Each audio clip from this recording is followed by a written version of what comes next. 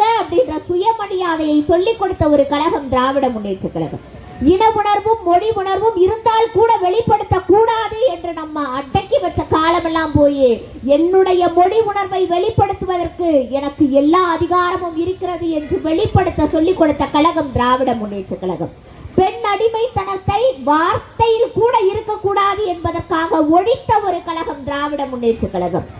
இவர்கள் மதத்திற்கு எதிரானவர்கள் அல்ல, மூட நம்பிக்கைக்கு எதிரானவர்கள் என்பதை உணர்த்தியது திராவிட முன்னேற்ற கழகம். கல்வியினால் மாபெரும் சமூக மாற்றத்தை கொண்டு வர முடியும் என்று நம்பி இன்னைக்கு மாபெரும் சமூக மாற்றத்தை கொண்டு வந்த ஒரு கழகம் திராவிட முன்னேற்ற கழகம். அதுக்கு மிகப்பெரிய எடுத்துக்காட்டெல்லாம் எது என்று கேட்டால், ஒரு காலத்துல இப்ப எங்க பாட்டியெல்லாம் அவ்வளவுதான் பள்ளி வாசலையே தொடலை. அதுக்கு அடுத்தது அம்மா வந்தாங்க, கல்லூரிக்கு போக முடியாது. ஆனா இன்னைக்கு என்னுடைய கல்வியினுடைய நிலை எதுவென்று கேட்டால், ஒரு ஆட்டோ ஓட்டுநருடைய மகள்னா BA முடிச்சு, MA முடிச்சு, MPhil முடிச்சு, இப்ப PhD முடிச்சு வெறும் ஆனந்த சைனியாக இருந்த நான் முனைவர் ஆனந்த சைனியாக பட்டம் பெற போகின்றேன் என்றால் அதற்கு காரணம் அடிமட்டத்திலிருந்தே படிங்க படிங்க படிங்கன்னு சொல்லி அந்த படிப்பினுடைய ஆழத்தை உணர்த்தியது திராவிட முன்னேற்ற கழகம். ஏன் அன்னைக்கெல்லாம் படிக்க வேண்டாம்னு சொல்லி அப்படியே அடக்கி வச்சாங்கன்னா, படிச்சா பகுத்தறிவு வந்துடும், பகுத்தறிவு வந்தா கேள்வி கேட்போம், கேள்வி வந்தா பிரச்சனை வரும் அப்படிங்கிறதுக்காக காலம் முழுக்க நம்ம இப்படியே வைத்துவிட வேண்டும் என்பதற்காக திட்டமிட்டு செயல்படுத்தப்பட்ட சதிகளை எல்லாம் முறியடித்த ஒரு கழகம் தான் நம்முடைய கழகம். பல்வேறு திட்டங்களை கொண்டு வந்தாங்க. இன்னைக்கு விடியல் பேருந்து பயண திட்டம்னு ஒரு திட்டம். அந்த திட்டம் கொண்டு வரப்பட்ட போது இதெல்லாம் என்னங்க திட்டம், இந்த திட்டத்தினால என்ன நடந்துற போகுது, என்ன பெருசா சமூக மாற்றம் அடைந்துற போதுன்னு பல்வேறு நபர்கள் கேட்டாங்க. இறுதி மாதத்துல எடுத்த புள்ளி விவரத்தின்படி கிட்டத்தட்ட 662 கோடி முறை, ஒரு முறை ரெண்டு முறை அல்ல, கிட்டத்தட்ட 662 கோடி முறை அந்த விடியல் பேருந்து பயண திட்டத்திலே மகளிர்கள் இலவசமாக பயணித்து பயனடைந்திருக்கிறார்கள் என்றால் அது எவ்வளவு பெரிய ஒரு, அதை அனுபவிச்சவங்களுக்கு, அந்த திட்டத்தை அனுபவித்தவர்களுக்கு தான் தெரியும். கலைஞர் மகளிர் உரிமை தொகை திட்டம் என்கிற திட்டத்தின் மூலமாக மாதம் 1000 ரூபாய் உங்க ரேஷன் கார்டுக்கு அப்படியே வந்து சேரும்னு சொன்னாங்க. சொன்னபடியே நடந்தது. கிட்டத்தட்ட 1,15,00,000 குடும்பங்கள் இதனால் பயன்பெற்று கொண்டிருக்கிறது என்றால் இது மாபெரும் சீர்திருத்தத்தை கொண்ட சமூகம் தானே. இந்த மாதிரியான சமூக மாற்றத்தை தான் திராவிட முன்னேற்ற கழகம் நமக்கு சொல்லி கொண்டிருக்கிறது. சரி, நிறைய மேடைகள்ல நிறைய பேர் திராவிட முன்னேற்ற கழகத்தை எதிர்த்து இது மதத்தை பார்க்கிற ஒரு கழகம், மதத்தை பார்த்து பாகுபாடோடு இந்த கழகம் செயல்படுகிறது அப்படின்னு குற்றச்சாட்டு வைக்கிறாங்க. இந்த 2025 முதல் 2026க்குள்ள இந்த போட்ட இந்த ஒரு வருட பட்ஜெட்ல அவர் ஒரு முக்கியமான ஒரு குறிப்பை அறிவித்திருக்காங்க. பள்ளிவாசல், தர்கா, தேவாலயம், பழமையான கோவில்கள் இதெல்லாம் சீரமைக்கிறதுக்காக நிதி ஒதுக்கீடு பண்ணியிருக்காங்க. இங்க பள்ளிவாசலையும் தர்காவையும் விட்டுட்டு வெறும் தேவாலயத்தையும் கோயிலை மட்டும் சொல்லல, இல்ல கோவிலை விட்டுட்டு வெறும் தேவாலயத்தையும் பள்ளிவாசலையும் மட்டும் சொல்லல, எதையும் விடாம எல்லாருக்கும் நிதி ஒதுக்கீடு பண்ணியிருக்காங்க. இதிலிருந்து நாம் தெரிந்து கொள்ள வேண்டிய விஷயம் என்றால், நம்ம தெரிந்து கொள்ள வேண்டிய விஷயமும் அதுதான், நம்முடைய எதிர்கட்சி அன்பர்கள் தெரிந்து கொள்ள வேண்டிய விஷயமும் அதுதான். மதத்தை பார்க்கின்ற கட்சி அல்ல திராவிட முன்னேற்ற கழகம். மனிதத்தை எப்படியாவது இந்த சமூகத்தில் விதைத்து விட வேண்டும் என்பதற்காக தொடர்ந்து போராடி கொண்டிருக்கிற ஒரு கழகம் எதுவென்று கேட்டால் திராவிட முன்னேற்ற கழகம். நேரம் கருதி இந்த கருத்தோட நான் நிறைவு செய்யணும்னு விரும்புறேன். நம்ம வாழ்க்கையில முன்னேறணும்னு நினைக்கும் பொழுது, எப்படியாவது நம்ம சாதிச்சிடணும் அப்படின்னு நினைக்கும் பொழுது, வாழ்க்கையில ஏதாவது ஒரு கட்டத்துல ஒரு நல்ல இடத்துக்கு நம்ம போய் நின்னுட மாட்டோமா அப்படின்லாம் நம்ம நிறைய நினைப்போம். வாழ்க்கையில மனுஷனா பிறந்த எல்லாருக்குமே அந்த எண்ணம் வரும் இல்லையா? அப்படியெல்லாம் நினைக்கும் பொழுது நம்மள கையை பிடிச்சு மேல தூக்கி விடுறவங்களுடைய எண்ணிக்கையை விட, உன்னால எல்லாம் முடியும், நீ தைரியமா வாசாமின்னு சொல்றவங்களுடைய எண்ணிக்கையை விட, இதெல்லாம் உனக்கு எதுக்கு, தேவையில்லாத வேலை, உன் வாழ்க்கையில போய் இந்த நல்லது நடக்குமா, எதுக்கு இவ்வளவு பெருசாலாம் நீ சிந்திச்சுக்கிட்டு இப்படியே இருந்துரு அப்படின்னு நம்மள குழியில தள்ளுறவங்களுடைய எண்ணிக்கை அதிகமாக இருக்கும்.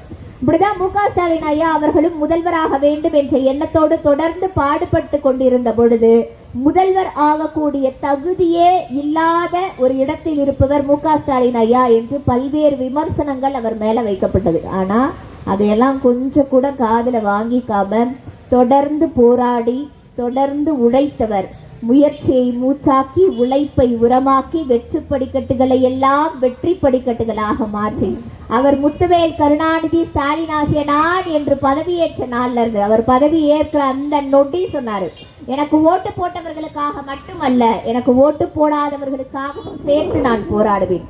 என்னை நேசிப்பவர்களுக்காக மட்டுமல்ல, என்னை வெறுப்பவர்களுக்காகவும் சேர்த்து போராடுவேன். அவர்களுடைய அறியாமது, அதுக்காக நான் அவங்களை விட்டுற மாட்டேன் என்று சொன்னவர் மு.க. ஸ்டாலின் ஐயா அவர்கள்.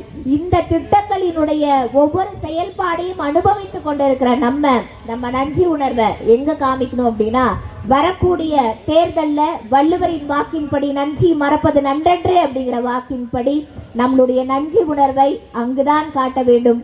மறுபடியும் திராவிட முன்னேற்ற கழகத்திற்கு ஓட்டு போட்டு அவர்களை வெற்றி பெற வைத்தல்ல, இது திமுகவின் வெற்றி அல்ல, ஒட்டுமொத்த தமிழகத்தின் வெற்றி என்று கூறிக்கொண்டு, அகர முதல் சிகரம் வரை 1000 வாய்ப்புகள் உண்டு, உண்மையை உணர்ந்திடு, உழைப்பால் உயர்ந்திடு, உனக்கென ஒரு சரித்திரம் படைத்திடு, உன் உற்ற தோழனாய் உழைப்பு இருக்கட்டும், உன்னை நெருங்கவே முடியாத எதிரியாய் சோம்பல் இருக்கட்டும், உன்னை நீயே 1000 முறை கேட்டுவிடு, நீ எதற்காக பிறந்தாய் என்று ஒரு முறையாவது நீ சொல்லிவிடு, நான் சாதிக்க மட்டும்தான் பிறந்தேன் என்ற தன்னம்பிக்கை வரிகளோடு எனக்கு வாய்ப்பளித்த அன்பார்ந்த நெஞ்சங்களே, உங்கள் அனைவருக்கும் இந்த ஆனந்த செய்தியை நெஞ்சார்ந்த நன்றிகள். நன்றி, வணக்கம்.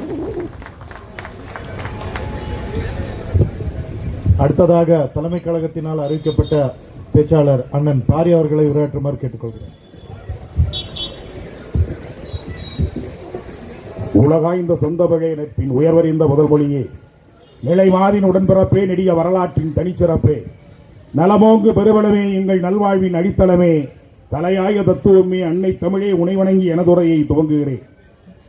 அழகு தமிழ் பேச்சாளர், முத்தமிழறிஞர், தமிழினத்தின் தன்மான தலைவர், உழவர் சந்தை தந்த உதயசூரியனாம், மறுமுன் காப்பம் திட்டம் தந்த வாழும் வள்ளுவனாம், வள்ளுவனுக்கு சிலை தந்த சிவப்பு சூரியனாம், தன்னுடைய இளம் வயதினிலே தந்தை பெரியாருடைய மடியிலே தவழ்ந்து அண்ணாவின் கரப்பற்றி அரசியல் அடிச்சுவரை ஆராய்ந்து கற்றிட்டவர், மாடு கட்டி போரடித்தால் மாளாது செல்லன் என்று யானை கட்டி போரடித்த அழகான தென்பதுரையாம் தஞ்சை மண்ணிலே, திருவாரூரிலே, திருக்குவளையிலே தேடி வந்த இந்தி பெண்ணைகள், நீ நாடி வந்த இடம் இதுவல்ல ஓடிப்போ என்று சூளுரைத்து தன் 14 வயது தொட்டு இந்த மண்ணுலகை விட்டு பிரிகிற வரைக்கும் தமிழ் இனத்திற்காகவும், தமிழ் மொழிக்காகவும், தமிழ் நாட்டுக்காகவும் உழைத்த தலைவன் முத்தமிழறிஞர் தலைவர் கலைஞருடைய 102வது பிறந்த நாள் விழா முகமாகவும், திராவிட இயக்கத்தினுடைய 4ஆம் தலைமுறை தலைவன், திராவிட முன்னேற்ற கழகத்தினுடைய 3ஆம் தலைமுறை தலைவன், நாடு நகரமெங்கும் சுற்றி வரும் இளம் சூரியனாய், கழகத்தை காத்து நிற்கிறவாளாய், எதிரிகளின் சிம்ம சொப்பனமாய், நெருப்பாற்றி நீந்தி வந்த புடம்போட்ட தங்கமாய்,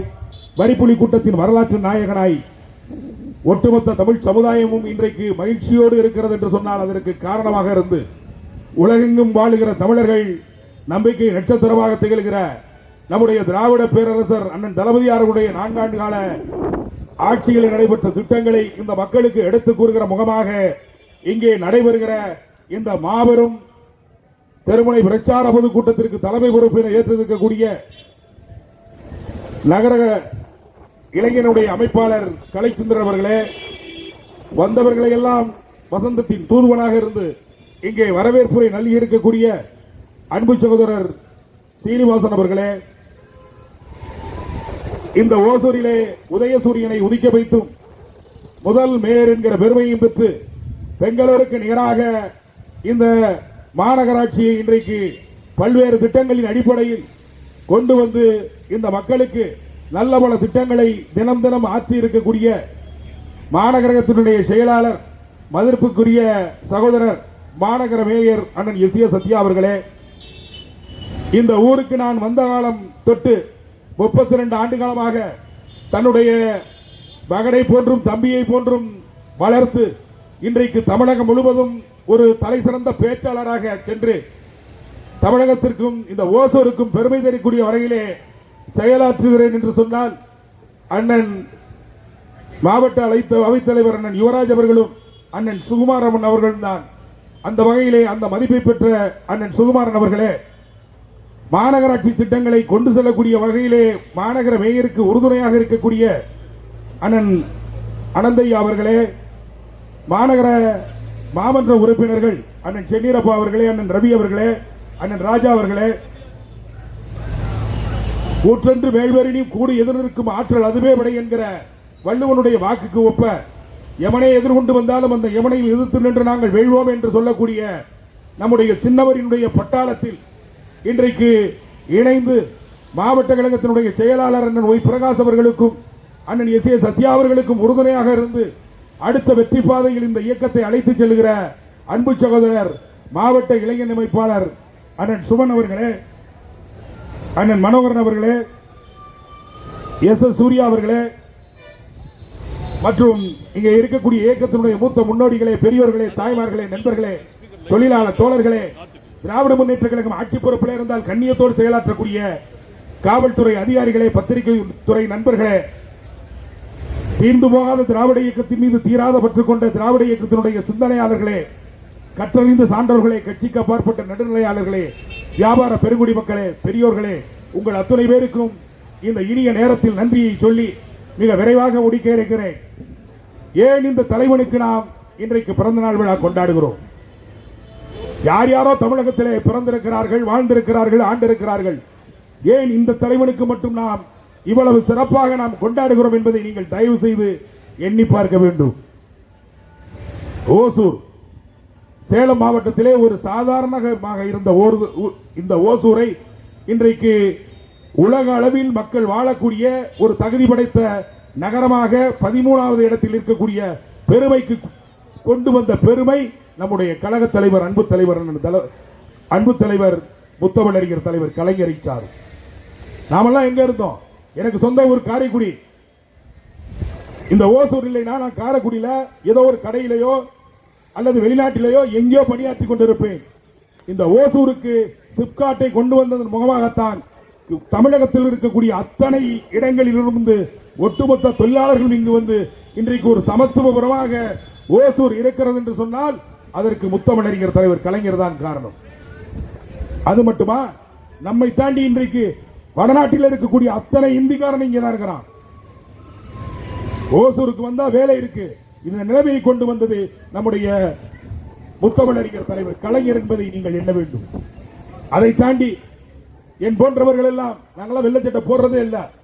எப்படி துவைச்சாலும் மஞ்சள் கலர் ஆயிரும் வெள்ளச்சட்டை. ஏன்னா இந்த ஊர் தண்ணி புளோரைடு அதிகம். இந்த புளோரைடு தண்ணி இவர்கள் குடித்து